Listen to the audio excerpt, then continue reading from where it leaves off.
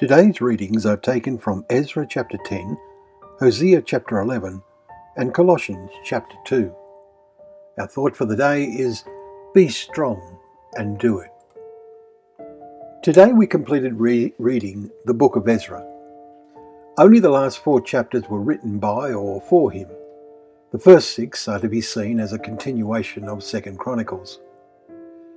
Before Ezra came, the people, led by Zerubbabel, and encouraged by the prophets Haggai and Zechariah, chapter 5 and verses 1 and 2, had rebuilt the temple.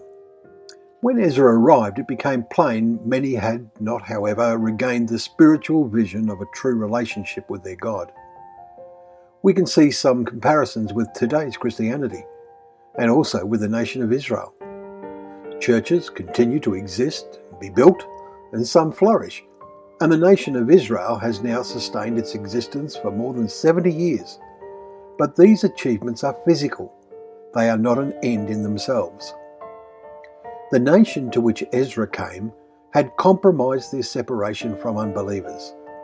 They lived among the people who had some knowledge of God, especially those who came to be known as Samaritans, but also among idol worshippers. When Ezra realized many had taken wives from among them, including some of the priests, Ezra proved himself the strong-minded, God-fearing man needed to inspire them to correct this situation. We read Ezra's confession of great concern in yesterday's chapter 9, where he said, "Oh my God, I am ashamed and blush to lift up my face to you, for our iniquities have risen higher than our heads, and our guilt has mounted up." Today's chapter starts, Ezra prayed and made confession, weeping and casting himself down before the house of God. A very great assembly of men, women and children gathered to him out of Israel, for the people wept bitterly. Shechaniah, one of the leaders, addressed Ezra. "We have broken faith with our God, but even now there is hope for Israel in spite of this. Therefore, let us make a covenant with our God and put away all these wives and their children, according to the counsel of my Lord and of those who tremble at the commandment of our God." Verses 2 and 3.